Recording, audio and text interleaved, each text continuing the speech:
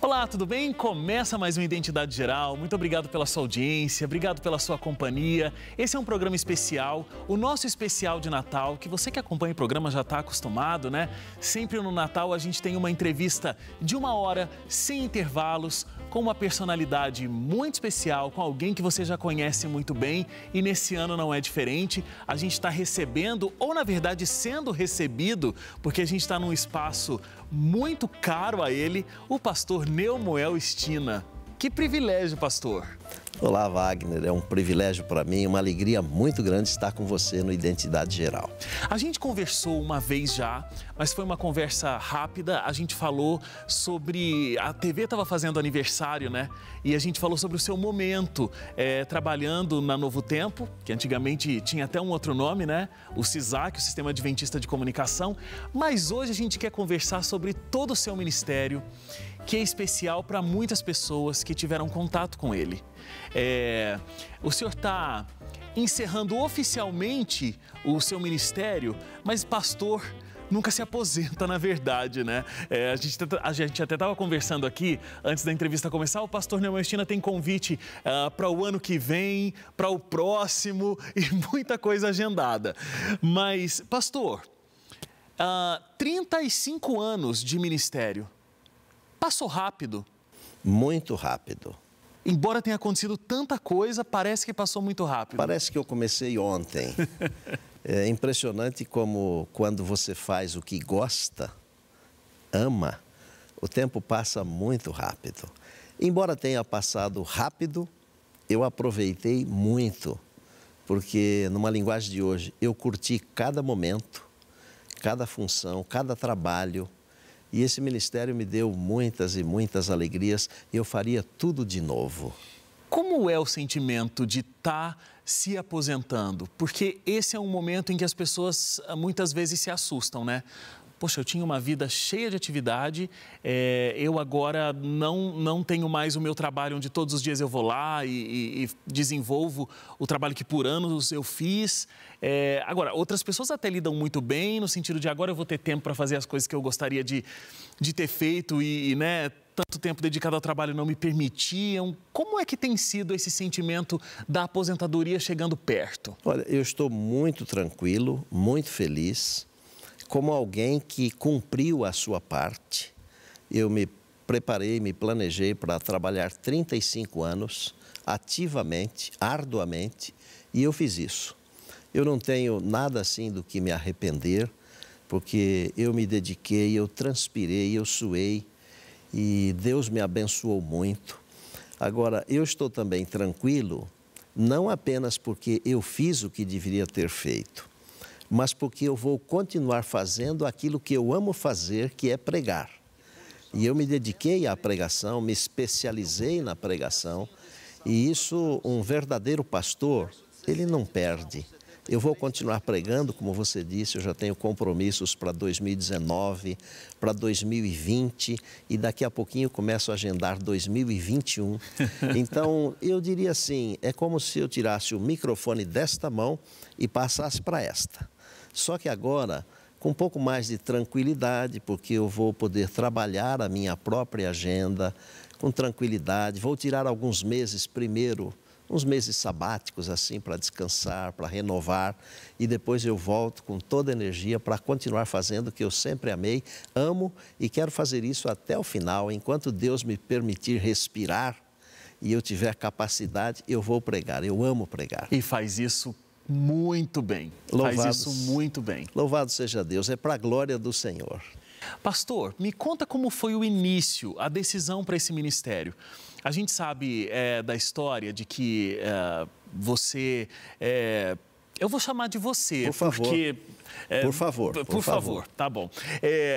Quando você pensou nisso e levou essa ideia, sua mãe falou, mas olha, a gente não tem condição de pagar essa faculdade, você vai ter que ser um aluno que vai trabalhar lá na escola e você é tão magrinho, tão franzininho, como é que vai fazer para conseguir dar conta do trabalho, para conseguir pagar a faculdade? E aí, depois até a vida te levou para fazer outras coisas antes de fato, estudar teologia. Mas como é que foi, como é que surgiu o desejo de se tornar um pastor? Como foi esse chamado para esse ministério? Olha, é um chamado que eu desconhecia até depois de ordenado. Aliás, até depois de formado, porque eu fiquei sabendo deste chamado, a razão deste chamado, no dia da minha formatura. Quando a minha mãe foi batizada, eu estava por nascer, faltavam alguns meses para eu nascer.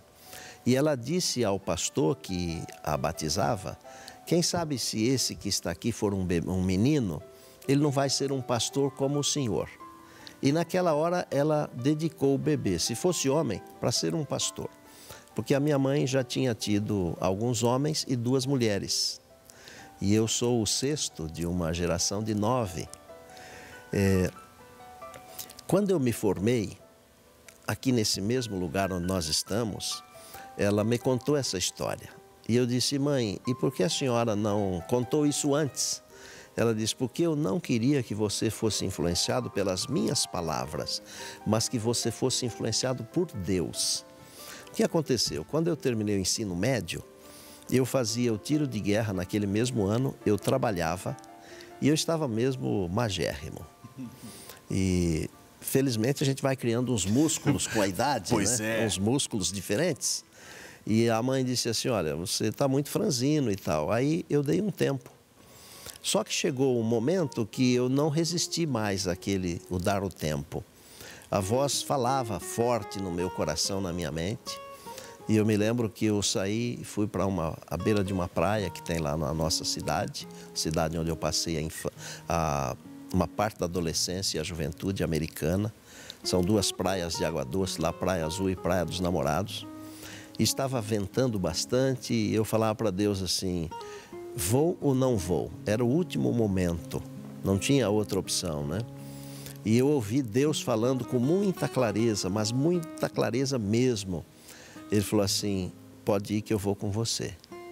Não vai ser fácil, não será um mar de rosas, você enfrentará lutas, mas eu vou fazer de você um vencedor. E aí eu liguei para o colégio para fazer a inscrição para o vestibular.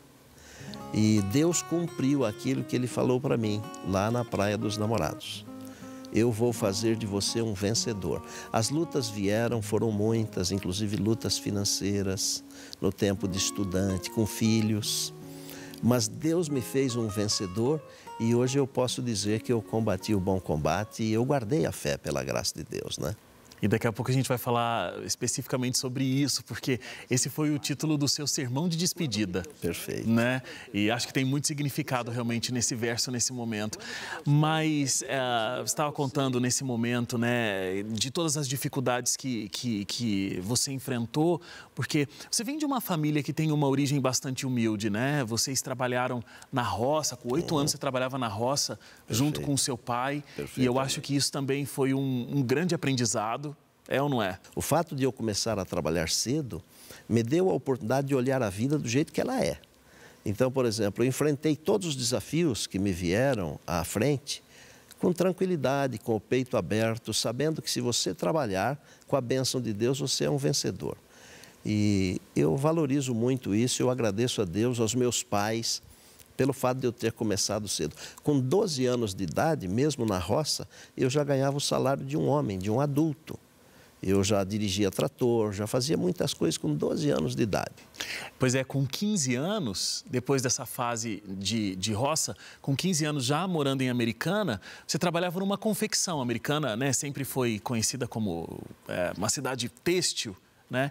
E você trabalhava numa confecção, ganhava um salário muito bom e foi se desenvolvendo. Você trabalhou na área administrativa, financeira também, dentro da indústria têxtil, né? Desta indústria têxtil eu fui para o banco, naquele tempo Unibanco, uma empresa grande lá da cidade de Americana, a indústria têxtil Daruge, me convidou para ser assistente financeiro e eu era responsável por controlar as finanças, juntamente com um diretor financeiro.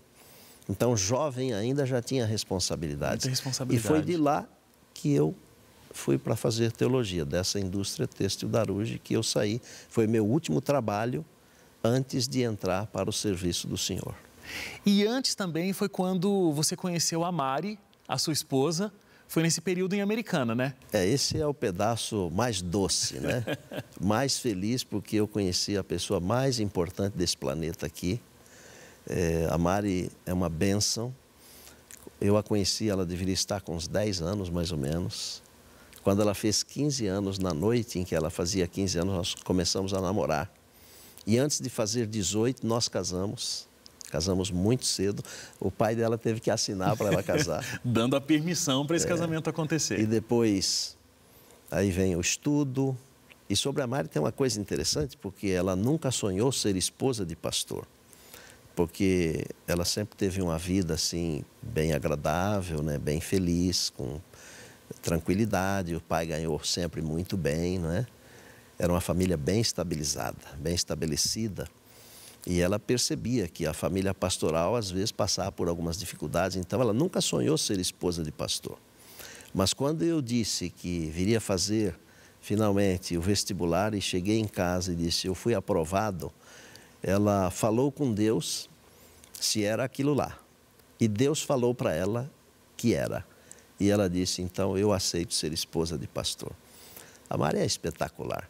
Foi um momento maravilhoso que aconteceu. Deus foi muito generoso comigo em me dar a Mari. E ela é realmente muito especial e é muito bonito ver como Deus conduziu as coisas e nada foi manipulado por ninguém, né? Deus falou com a sua mãe, mas ela não quis influenciar na sua decisão. Deus falou com você, mas falou com a Mari também. Então, Deus foi preparando todos os pontos para que esse ministério de fato acontecesse. Deus controla tudo. E se a gente permitir, Ele nos controla também. Deus me fez um vencedor, um pastor vitorioso, um pastor feliz. E eu sou muito agradecido a Deus. Eu costumo dizer, Wagner, que se eu vivesse 10 vidas aqui, nós entendemos que se vive uma vida só. E cremos nisso, e a palavra ensina assim. Mas se eu vivesse 10 vidas, essas 10 vidas não seriam suficientes para eu agradecer a Deus. É muito bonito ver essa reflexão, né, de alguém que está encerrando uma carreira ministerial e olhando para trás e só tendo a agradecer o cuidado de Deus em todo o processo, né? Agora, pastor, o senhor é reconhecido como um dos grandes pregadores que essa igreja tem e já teve no Brasil. Eu me lembro de uma época... a gente nem se conhecia ainda, acho que muito bem, mas era década de 90, mais ou menos, e aí a gente estava num grande ginásio e você estava pregando. Eu lembro que naquele período, quando a gente viu um pastor pregando, ele ficava muito parado ali no púlpito, ele não se movimentava muito.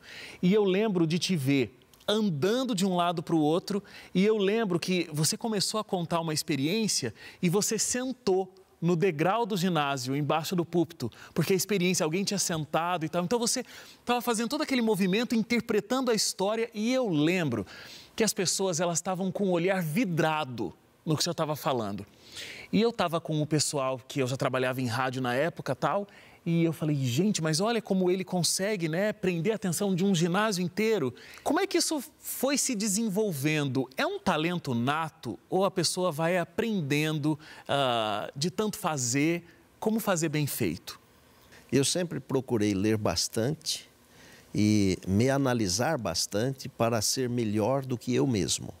Eu nunca me comparei com outro pregador para dizer, eu preciso ser melhor do que ele. Não, porque cada um é um. Uhum. Então, a gente tem que ser melhor do que a gente mesmo. Isso na vida espiritual também. Porque se eu me comparar com outro na vida espiritual, pode ser que o outro seja pior do que eu, vou me sentir grande, não é? Então, não é assim que funciona. E eu sempre tentei melhorar para oferecer o melhor, para entregar o melhor de mim. Eu acho que tudo isso vem assim de uma grande aproximação do Senhor, de Deus, uma dependência de Deus. Então, por exemplo, toda vez de pregar, ainda hoje, eu sinto que as mãos ficam úmidas. Elas estão úmidas. Hoje? Elas estão úmidas agora. E às vezes, antes de pregar, eu passo as mãos assim para secar um pouquinho. Elas umedecem ainda, né? E quando você enfrenta um ginásio com 2.000, 3.000 pessoas, às vezes 15.000 pessoas, é uma responsabilidade muito grande. Então, por isso que vem esse momento de estresse, né? É a responsabilidade de você descortinar tirar a cortina que encobre o rosto de Deus para que as pessoas vejam o rosto de Deus. Porque essa é a função do pregador, né? O pregador não está ali para se mostrar. Ele está ali para mostrar o Senhor Jesus, o caminho da salvação. Sobre essa história que você mencionou, é uma história real, ela aconteceu mesmo numa estrada lá pelo interior de São Paulo. Eu me sentei à margem da rodovia para conversar com um andarilho. Ah, é essa história. Essa história. E o nome dele me lembro até hoje, Maurício. O Maurício, ele estava andarilho, né? E eu me senti tocado assim para dar uma palavra com ele, né? Porque às vezes a gente passa, o bêbado está jogado ali, você não quer atendê-lo, não quer socorrê-lo. Mas ele também merece uma palavra, porque talvez ele não teve o berço que eu tive, você teve e o nosso telespectador teve, né? Então, às vezes eu penso assim, se ele tivesse tido a mãe que eu tive, uma mãe de oração, ele não seria um andarilho. Certamente não seria, né? E aí eu quis saber da história dele. Primeiro que ele levou um susto. Eu estava de carro, parei o carro lá na frente, tirei o paletó, tirei a gravata para não ficar assim, um clima muito diferente, né? A distância, o degrau muito alto, né? E quando eu cheguei perto, ele assustou, mas eu sentei do lado dele, ele acalmou. E ele me contou a seguinte história: ele tinha uma borracharia num posto de gasolina e tinha uma esposa e uma filhinha. E uma noite, quando ele voltou para casa, a esposa e a filhinha não estavam. A esposa havia fugido com um caminhoneiro e ele passou a beber, perdeu a borracharia e sobrou apenas a estrada, né? E eu me lembro que eu o levei até o próximo posto, comprei um lanche para ele, um refrigerante. E eu nunca mais encontrei o Maurício. Talvez eu o encontre na eternidade, não sei. E justamente graças a ter sentado do lado dele naquela estrada. Você é um grande contador de história, né? Toda vez que a gente ouve você contando uma história, parece que a gente se reporta àquela situação e vem muito forte essa imagem toda pra gente. E eu estava falando da questão da técnica e tal, para falar com o público, né? E a gente ficou sabendo que no teu primeiro sermão, inclusive antes de ter feito teologia, porque, né, você já pregava, o sermão era para ter durado 40 minutos, durou 8. Eu estava muito nervoso, muito mais do que hoje, muito mais. Era um domingo à noite, 24 de setembro de 1972, 46 anos. Hércio Rocha era o primeiro ancião naquele tempo. Por muitos anos, José Casaça tinha sido o primeiro ancião. Naquele ano, Hércio Rocha assumiu e ele me colocou para pregar com 16 anos de idade. Era um domingo de primavera, começava a primavera, né? E eu me preparei, porque naquele tempo um bom pregador pregava 40 minutos. Hoje um bom pregador prega 25. Dá para falar em 15, 20.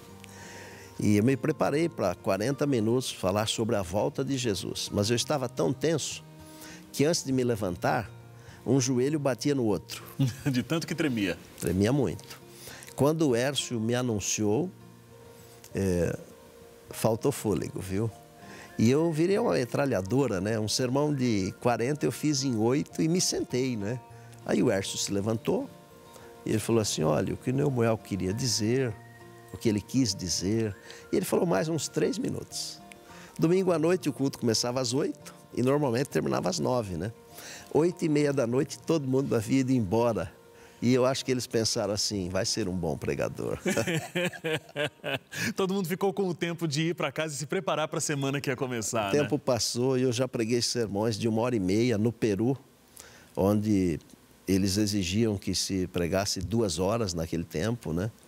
Mas eu acho que um bom sermão hoje não precisa ser nem de 8, nem de 1h30, mas uns 25 minutos é um bom tempo para dar uma boa mensagem, né? Mas olha, eu acho que nesse sermão aí de 8 minutos, antes de ter estudado teologia ainda, já estava nascendo ali o orador da voz da profecia. Deus ordenou que no nome de Jesus se pregasse o arrependimento e a remissão dos pecados em todas as nações, começando por Jerusalém. A grande situação com a voz da profecia é conseguir ter uma mensagem extremamente forte, extremamente marcante, cristocêntrica e num curto período de tempo, porque é para rádio. né? E o rádio exige isso, E o rádio né? precisa disso. Você marcou, você pontuou algo interessante, mas eu nesse tempo aí eu nem imaginava, né? Embora a minha mãe tenha se convertido ouvindo a voz da profecia, né? Ouvindo o pastor Rabelo. A quantos nos ouvem no vasto Brasil e no exterior, os nossos votos de paz e saúde. Hoje o nosso texto é uma parte dos Salmos. Clamou este pobre, o Senhor o ouviu, e o salvou de todas as suas angústias. Salmo 34, 6.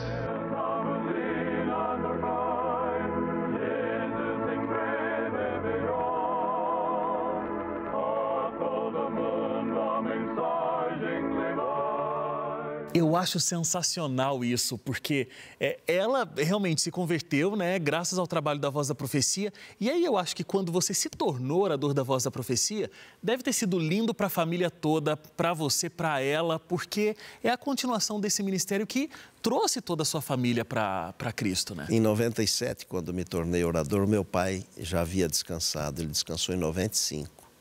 Mas a minha mãe acompanhou. Me lembro como se fosse hoje, quando eu gravei o primeiro CD, a primeira pessoa a quem eu entreguei o CD foi a minha mãe. Eu quis fazer um tributo a ela, porque mesmo não tendo me influenciado com a sua voz, ela me influenciou com a sua oração e com a sua devoção. E para ir mais longe um pouquinho, eu me sinto muito abençoado. E eu ainda acredito que as bênçãos que eu recebo hoje, elas são também um reflexo da minha mãe, que sempre orou pelos filhos e orou muito por mim, especialmente depois que me tornei orador da Voz.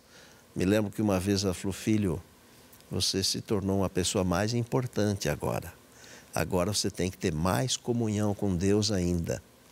São conceitos que pessoas simples passam, mas são conceitos divinos. E eu captei aquilo lá. E a cada vez que eu fui galgando mais tempo na estrada da pregação, eu fui me dedicando mais à comunhão com Deus. E eu acho que isso faz uma diferença muito grande na minha vida e no meu ministério, na minha família. Vamos falar desse período, então, midiático do seu ministério, que foi um longo período. Antes até de oficialmente ser o diretor do Sistema Adventista de Comunicação, o que hoje é a Rede Novo Tempo de Comunicação, e também orador da Voz da Profecia, né? Na época você acumulava as duas funções, você já trabalhava em rádio antes, né? Apresentava o programa Comunicando Jesus. E aí, quando veio o convite para trabalhar com comunicação de fato, dirigir a rede de comunicação da igreja, comunicação já não era uma coisa completamente desconhecida. Você já tinha um pouco dessa experiência. Perfeito. Eu fazia rádio antes de ir para a Voz da Profecia e eu não poderia ser considerado nem amador, eu era menos do que amador. E na Voz da Profecia eu não deveria me considerar um profissional, porque eu fazia uma coisa assim do meu coração. Mas eu sempre procurei fazer assim, pensando que eu estava transmitindo uma mensagem importante que passava pelo meu coração, minha mente, a minha voz, para chegar no coração de alguém. E sempre assim, direcionado para uma pessoa e não para uma multidão. E mesmo quando eu estou pregando num grande auditório, eu estou pregando para uma pessoa. Isso facilita, ajuda. E foi interessante porque eu fui crescendo assim, com toda a tranquilidade, com humildade, porque eu nunca deixei de ser aquele homem da roça, com histórias comuns, porque são as melhores histórias. As histórias mais simples, elas são as melhores. Jesus fazia isso.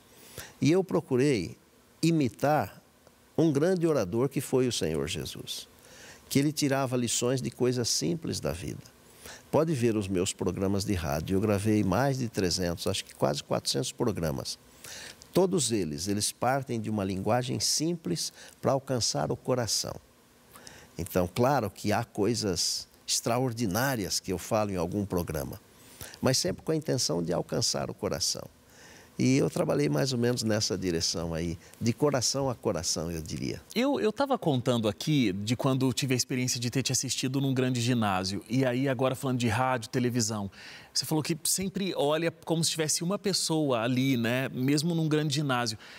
Minha pergunta é muito diferente fazer um sermão dentro de uma igreja, como a gente está aqui agora, num grande ginásio para 15 mil pessoas, como você já teve a experiência, e falar para o rádio e para a televisão? Existem elementos que são parecidos, mas existem elementos diferentes? Perfeitamente, são coisas muito diferentes. Porque, por exemplo, no rádio, tem a questão de a pessoa que está ouvindo você, ela imagina você.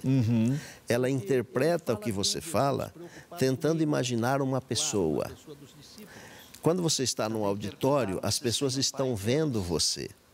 Então, num auditório, às vezes, as expressões não verbais, elas são muito mais fortes do que as expressões verbais. Então, é muito diferente, mas a mensagem é igual. E me encanta essa coisa da técnica no seu ministério, porque eu acho que a gente tem grandes pastores que falam muito do coração, como o senhor disse, que sempre buscou fazer, inclusive, estando de frente com um microfone importantíssimo como esse, o da Voz da Profecia.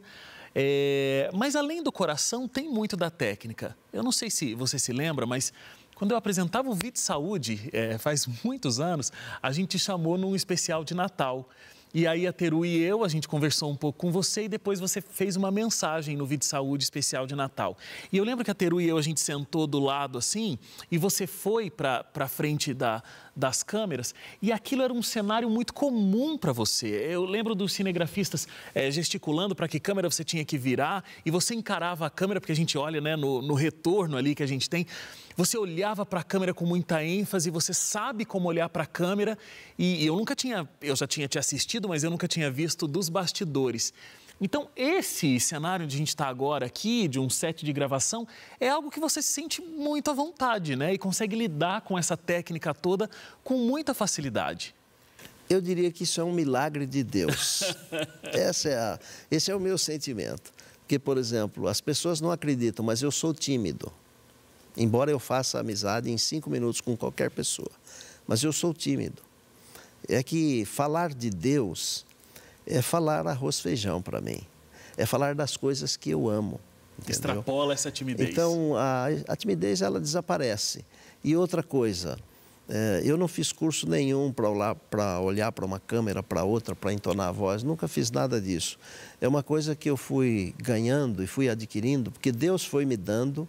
E eu reputo isso como fruto de oração. E o ser humano sozinho, ele não consegue fazer nem as coisas básicas da vida. E eu sou um indivíduo completamente dependente de Deus. Então, por exemplo, mesmo ficando com as mãos úmidas, Deus sempre me deu tranquilidade para encarar o público, encarar as situações e conseguir transmitir aquilo que Ele colocou no meu coração para transmitir. Tanto que eu não fico lendo papéis, eu tenho sempre o meu tablet com o meu sermão prontinho, mas eu tenho aquilo no meu coração. E consigo olhar para as pessoas com tranquilidade enquanto estou pregando. E eu reputo isso como uma dádiva de Deus. Então, toda essa técnica, tudo isso, eu não chamaria de técnica. Eu chamaria de dádiva de Deus. É o dom que Deus te deu. Inclusive, nesse período de televisão e no sistema adventista de comunicação, me conta essa história de que uma vez uma outra emissora foi te chamar para trabalhar lá. Que história que foi essa? Essa é uma história que eu contei poucas vezes e para poucas pessoas, né? Mas quando eu estava para sair da Voz, que eu queria voltar para pastorear a igreja, né? Mas aí eu recebi uma visita de uma pessoa enviada de uma emissora religiosa, me oferecendo para ser o orador de televisão deles. E eu não aceitei, evidentemente, e eles acharam que era por causa da proposta financeira, voltaram com uma proposta ainda maior, muito maior. E olha, naquele tempo, isso em 2002, era muito dinheiro. Uma proposta de uns R$30 mil limpos mensalmente. Naquele período? Naquele período. Dá para fazer um pé de meia rapidinho, não dava? Dava. Mas eu tenho um compromisso, não é com o dinheiro, não é com o pé de meia. Eu tenho um compromisso com Deus. E a última palavra que eles me falaram foi muito engraçada, viu? E eu disse, eu não aceito, não é por causa do dinheiro, é por causa das minhas convicções. Porque quem paga tem o direito de dizer o que eu devo fazer. E vocês não vão me deixar fazer o que eu devo fazer, o que eu quero fazer. Então eu não aceito, porque eu quero continuar pregando o que eu aprendi da palavra. Eu quero continuar pregando a verdade do jeito que eu entendo, do jeito que Deus me deu, né? E aí a frase foi a seguinte: vocês adventistas são uns idiotas mesmo. Vocês não sabem ganhar dinheiro. E eu louvo a Deus porque eu não sei ganhar dinheiro. Amém. Porque eu sou um pescador de almas, pescador de homens e mulheres para o reino de Deus. Pastor, olha só, em todo esse período, ainda na Voz da Profecia, até você contou que chegou um determinado momento que você teve que escolher entre administrar o sistema ou continuar pregando, porque vocês viajavam muito, passavam grande parte do ano viajando. Você e o Quarteto Arautos do Rei, aquela formação de 96, né? Já estamos quase ouvindo os clarins de sua vinda. E vocês têm muitas histórias juntos, né? São muitas horas viajando. A gente ouviu todos os arautos daquele período e tudo mais. Tem uma história que a gente achou incrível, que vocês estavam numa programação, inclusive fora do Brasil, vocês estavam viajando pelos Estados Unidos e você começou a seguir um carro que ia levar vocês para outro lugar. Já lembrou da história? Nossa! Daqui a pouco você estava perseguindo outra pessoa, como é que foi isso? Isso foi o seguinte: nós estávamos fazendo um final de semana numa igreja brasileira na Flórida. E eu acho que era Fort Lauderdale, acho. Que naquela época deveria ser o pastor Jimmy Cardoso, hoje é o pastor Jefferson Tavares da formação. Que era o pastor dessa época, que era um arauto nessa época, né? E aí, terminou o programa, era noite, nós estávamos com os carros todos num estacionamento. Aí um irmão da igreja, um ancião, ele falou assim: pastor, nós vamos levar vocês num lugar aí, acho que era uma pizzaria brasileira ou coisa assim, né? O senhor me segue, eu estou com aquele carrinho branco ali. Aí, estacionamento escuro, aquela coisa toda e tal, né? E aí passa um carrinho branco e o cidadão buzina, bibi, e acena com a mão.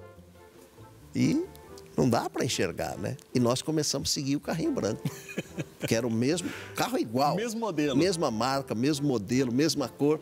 E fomos seguindo. E às vezes a gente passava num semáforo e ele passava no amarelo de tal maneira que eu tinha que passar no vermelho. E quem vinha atrás, porque eram acho que 2 ou 3 carros que nós estávamos todos, né? Eram acho que uns 3 carros. Todo mundo passava no vermelho, né? E depois de uns bons 10 minutos assim, a gente já estava muito longe, ele entrou num gas station, num posto de gasolina.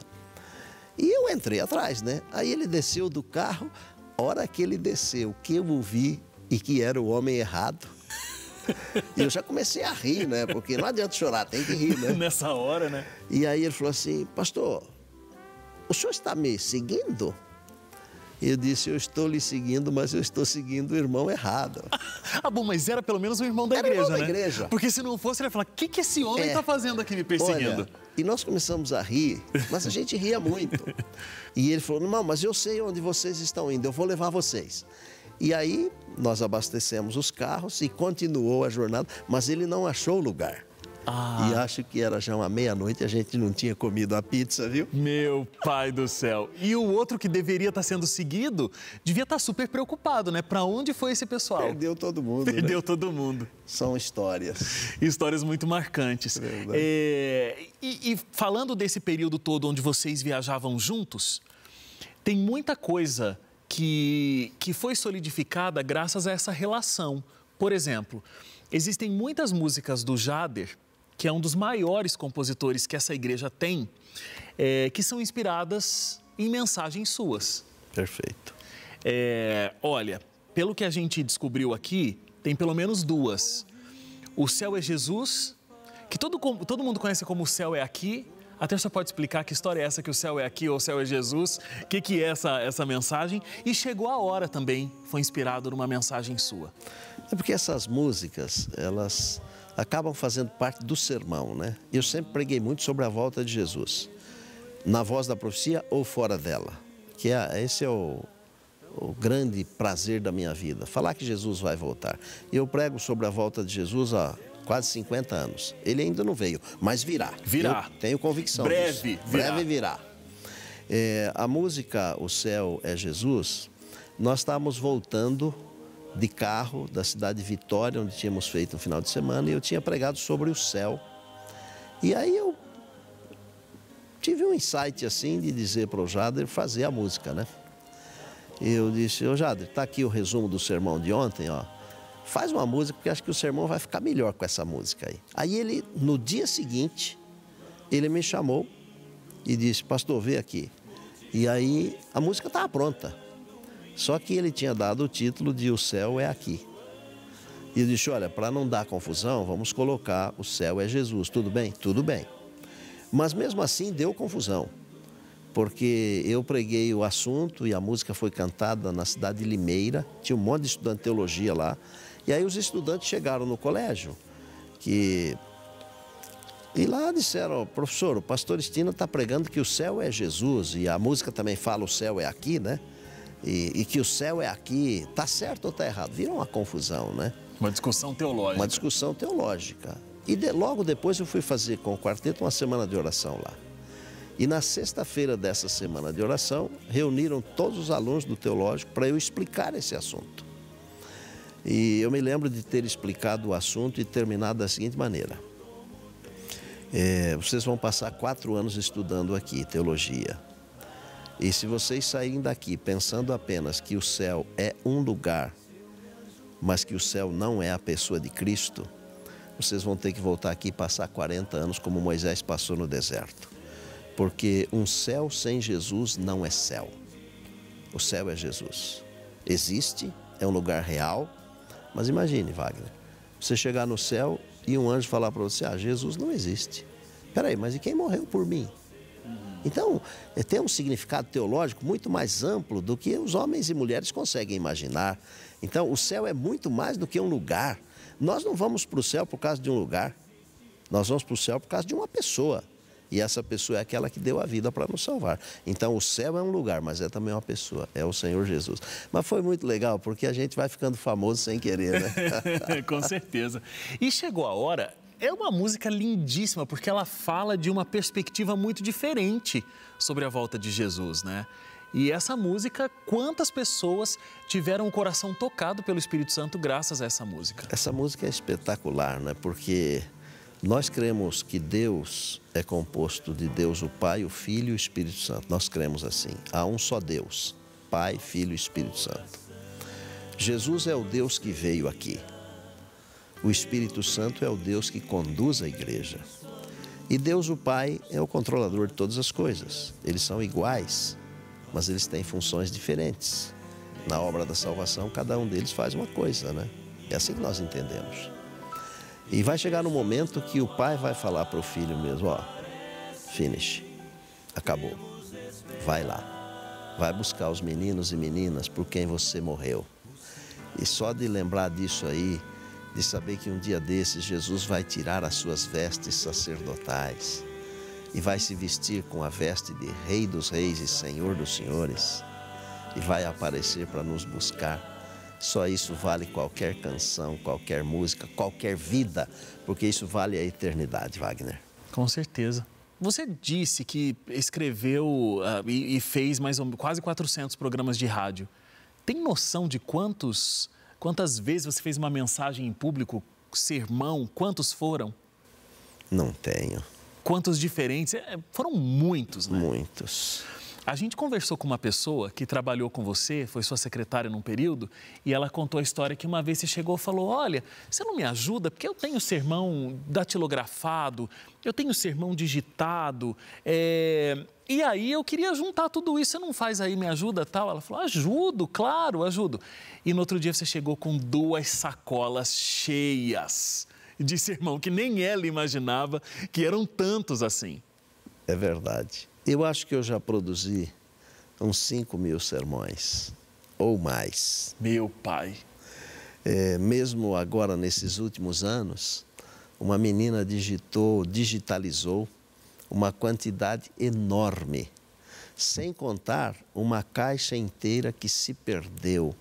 Eu tinha planos de fazer um livro, de publicar um livro chamado Alfarrábios, do pastor Estina, que são aqueles antigos, né? Eu já publiquei 13 livros, inclusive o último publicado saiu agora recentemente, chama-se Rei dos Reis. Eu vou presentear vocês daqui a pouco. Por favor. E eu perdi, assim, uma quantidade enorme dos meus mais antigos sermões. Só que Deus me deu a graça de ter uma cabeça boa. Você lembra? E eu lembro de alguns deles, assim, inteirinhos, e eu poderia pregar alguns deles, assim, sem papel, sem nada. Eu não tenho mente fotográfica, eu não sou melhor do que ninguém, não estou aqui fazendo uma autobajulação, mas Deus me deu a graça de as coisas espirituais. Eu tenho uma cabeça muito boa para os sermões, para os textos bíblicos, para as coisas espirituais. Quase que mente seletiva, porque há coisas que eu não lembro, eu não tenho interesse de lembrar certas coisas que eu não lembro. Alguém tem que me contar para eu relembrar, mas eu não lembro. Mas os sermões, alguns eventos onde eu vivi emoções assim importantes, eu tenho lembranças como se tivessem acontecido agora. Então, por exemplo, o sermão que eu preguei sobre a volta de Jesus, aquele dos 8 minutos, que parecia uma metralhadora, eu lembro até os hinos que nós cantamos, o texto que eu usei, me lembro a roupa que eu estava usando. Então, detalhes assim, mas a minha mente é muito boa mesmo para as coisas da pregação. Dá a impressão que ela se infiltrou nisso aí, o resto não interessa, né? Sofrimento para quê, né? Para que só lembrando alegria, disso, né, né? Wagner? Só E eu alegria. acho que é por isso, então, que também o senhor tem tanta facilidade para escrever, né? São 13 livros. Até agora, mas deve vir muito mais por aí agora nesse período de aposentadoria. Talvez. Tem a história da internet também, né? Que o senhor começou a fazer mensagens e elas são distribuídas em redes sociais e tudo mais. São Isso é um novo milhares e ministério. milhares de pessoas que recebem semanalmente o que nós chamamos de mensagem pastoral. É uma mensagem que eu escrevo para o boletim da minha igreja e que nós transformamos em vídeo. E agora o pessoal que cuida disso, o Jura e a equipe dele, eles querem que eu continue gravando para eles continuarem disparando essas mensagens aí, porque são milhares e milhares de pessoas ao redor do mundo que acompanham. Com certeza. E se passam uma semana sem a mensagem, eles reclamam. Já perguntam cadê E é o bom vídeo? que reclamem mesmo, porque assim eu não paro. É isso mesmo. E de tudo que a gente falou aqui, quando você estava contando aquela história do rapaz que o senhor foi lá e sentou do lado dele, seu olho encheu de lágrima, a emoção veio à tona aqui. Como é que é saber que a sua mensagem encontra eco na outra pessoa? Saber que a pessoa ouve e a sua mensagem é um instrumento do Espírito Santo para que a vida dela seja transformada. Para um pregador que vive uma vida para pregar o Evangelho como você viveu, deve ser uma coisa muito forte. Eu costumo dizer que Deus é bom demais e que Ele não tem medo de compartilhar a sua glória conosco. Porque, por exemplo, a pregação é para a glória de Deus. Claro. Certo? Mas Ele compartilha, porque Ele é generoso. Ele compartilha a sua glória comigo, com você, conosco. Como que Ele compartilha? Quando uma pessoa é alcançada e beneficiada, e ela vem e fala para você que foi alcançada, olha, o Senhor me abençoou. Recentemente eu estive num evento e aconteceram várias coisas importantes. Eu vou pincelar aqui pensar apenas duas rapidamente. Eu atendi uma jovem senhora há uns 5 anos e alguns dias atrás ela me abraçou e disse assim: antes de ir para a sua sala, eu pedi para Deus falar comigo. E Deus falou comigo através do Senhor. E eu quero te abraçar e agradecer. Quero que o Senhor saiba que mudou a minha vida. Deus está compartilhando a sua glória comigo. Encontrei recentemente uma das pessoas que trabalham na União Central, na área de educação. Juntamente com o pai, ela esteve conosco num evento há uns 2 anos.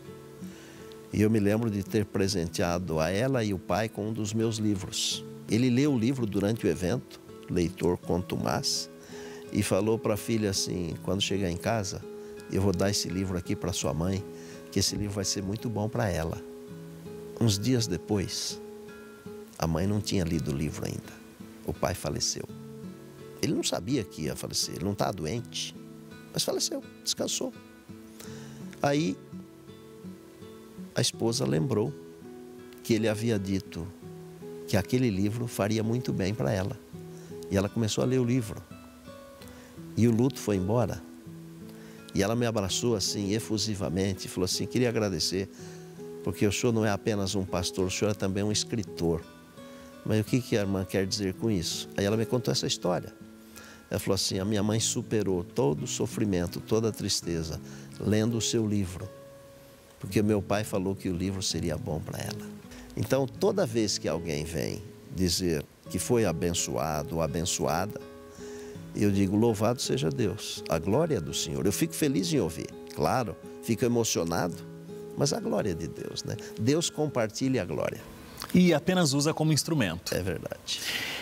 Vamos para algumas fotos aqui? Vamos. Vamos lá, vou mostrar algumas fotos e você me diz algumas histórias. O que é que vem aí? Por exemplo, olha, temos aqui, olha, pastor Neumel Estina, o grande pescador. E não é história de pescador não, hein? Esse peixe foi pescado ou só tá aqui na foto? É verdade, fui eu que pesquei. É um pesque pague, é pesca esportiva, né? É um pesque e solte.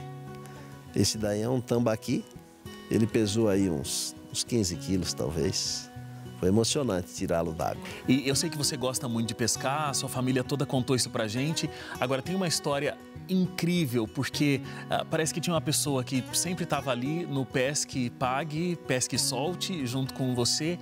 Mas a pessoa bebia, a pessoa tinha uma vida toda estranha lá, mas ela te via sempre sereno, pescando, sabendo o que estava fazendo, porque não estava nunca sob o efeito do álcool.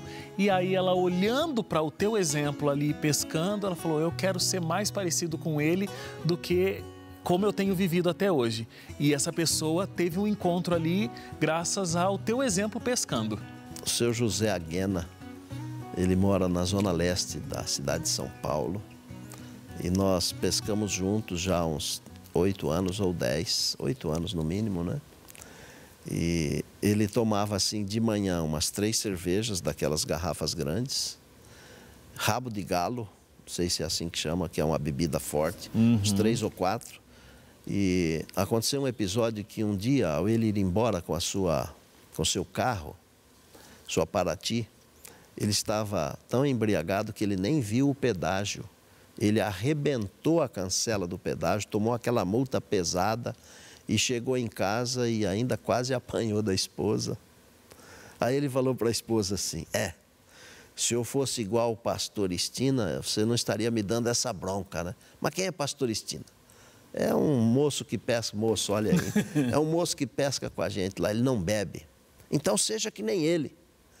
E aí o tempo passou, um dia, uma noite estou em casa, ele me liga, fala, pastor, tenho que lhe contar uma coisa. É um milagre. Eu falei, então conta, né? Ele falou, eu não bebo mais. Mas como assim? Não bebo mais. E o responsável por isso é o senhor. Eu falei, mas senhor José, alguma vez eu falei para o senhor não beber mais? Olha que incrível. Não, o senhor nunca falou. Eu falei, mas então como eu sou responsável? É porque aconteceu esse episódio comigo, eu passei no pedágio, arrebentei o pedágio, a minha mulher me deu bronca, e eu falei do senhor, falou, então seja como ele. Então eu quero que o senhor saiba que é responsabilidade sua. Eu não bebo mais e também não fumo mais.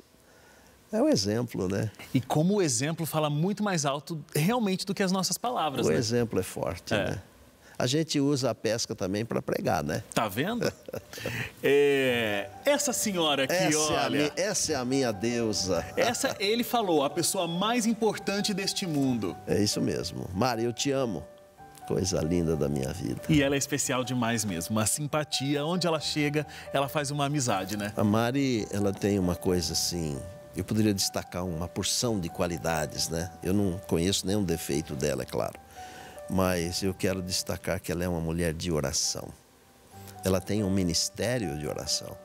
Todas as manhãs ela passa tempo orando, escrevendo o nome de dezenas e dezenas de pessoas. E já aconteceram vários milagres como fruto de oração.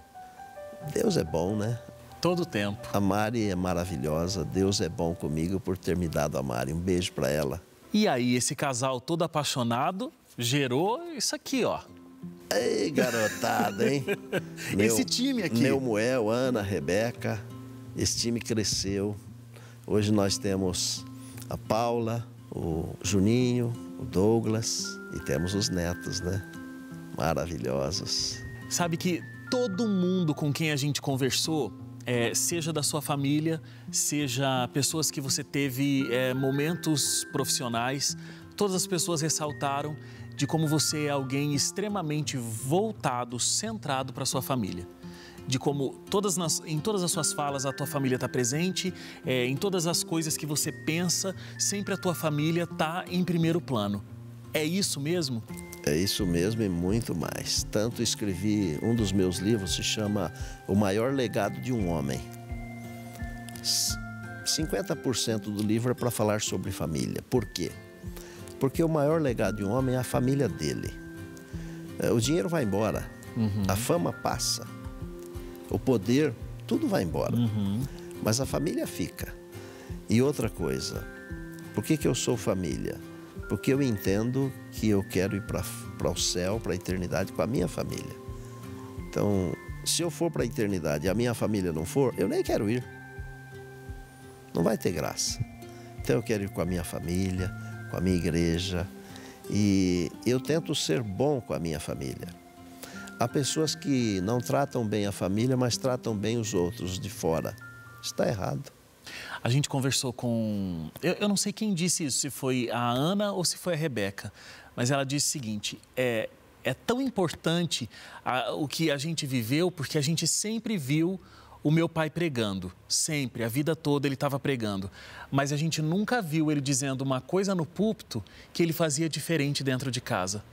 Sempre foi o que a gente via ele falando, é o que a gente via acontecendo dentro de casa. É o conceito, né? Mas eu também aprendi dos meus pais isso. E nós somos uma família. Eu tenho que viver bem com a minha família, que é o meu mundo. Se eu estou bem com a minha família, eu tenho facilidade de estar bem com os outros. Agora, eu sempre digo o seguinte, nós temos algumas prioridades na vida. Eu digo isso como líder, como pai, como irmão de igreja, como pastor. A nossa primeira prioridade é Deus, a nossa segunda prioridade é a família e a terceira é o trabalho. Se você tem isso bem claro na sua vida, você vai ser feliz. Porque você estando bem com Deus, você já caminhou metade da estrada. Se você está bem com a sua família, é a outra metade. O trabalho é para sustentar isso aí. O trabalho é uma coisa que vem depois. E muita gente faz do trabalho a prioridade e deixa a família. Ganha no trabalho, mas perde na família. Que graça tem? E outra coisa, o exemplo. Eu acho que a gente tem que ser muito transparente. Não dá para viver com uma capa. Você tem que ser o que é. E eu agradeço a Deus porque Deus me deu essa alegria de ser uma pessoa em casa e a mesma pessoa no púlpito. Uma pessoa com a minha família e a mesma pessoa com os meus amigos, com os meus irmãos. Mas isso não é porque eu sou melhor do que os outros, viu, Wagner? Isso é uma dádiva de Deus.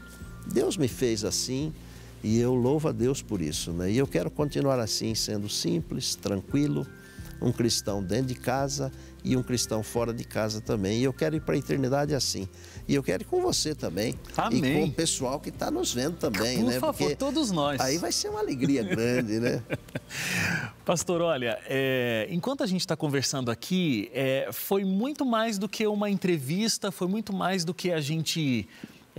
que eu acho que é importante, as pessoas te veem e te viram muito pregando, mas não foram muitos momentos para conhecer de fato a pessoa, né, por trás do pastor. E aqui a gente pôde ver algumas histórias.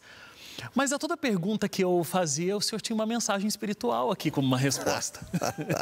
É inerente, né, à sua personalidade. O senhor extrapola, o senhor consegue colocar isso pelos poros, uma mensagem de Deus e uma mensagem pastoral para a gente. Então, foi uma entrevista, a gente pôde te conhecer, mas ao mesmo tempo foi um encontro com Deus que a gente teve aqui, porque a todo momento o senhor trouxe isso à tona.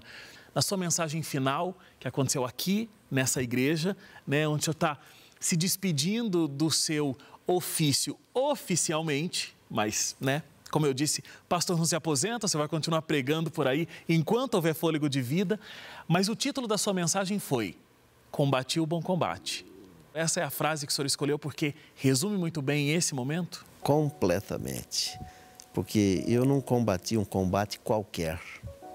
Eu não fui um militar, poderia ter sido, não fui o piloto, poderia ter sido, não fui empresário, poderia ter sido. O combate que Deus me deu foi o bom combate, o melhor.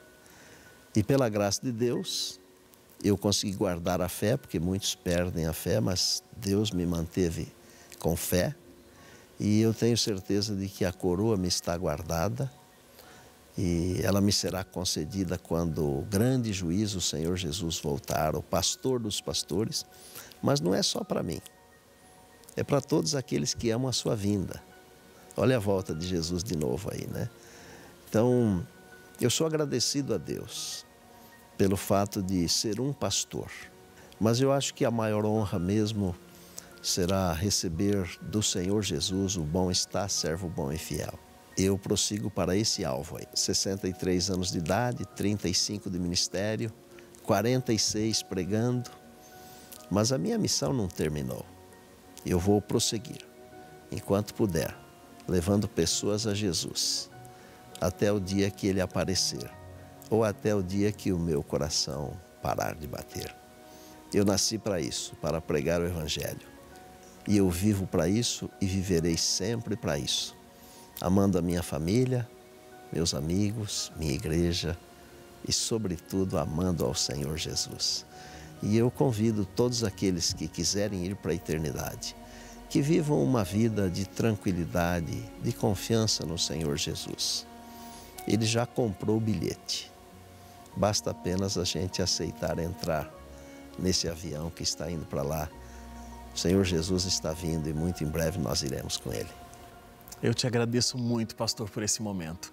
Eu tenho certeza que realmente seu ministério continua, porque não tem jeito. É como eu disse, o Senhor, quando conversa, sai a palavra de Deus. E isso é um dom divino e muito especial. Muito obrigado por esse presente de Natal que o Senhor nos proporcionou aqui, a mim e aos nossos telespectadores e ouvintes. Eu é que agradeço, muito obrigado, muito honrado, louvado seja Deus. Feliz Natal para você, para sua família tão querida e um 2019 cheio de muita felicidade e realização nessa nova fase que começa. Amém, obrigado a todos, louvado seja Deus.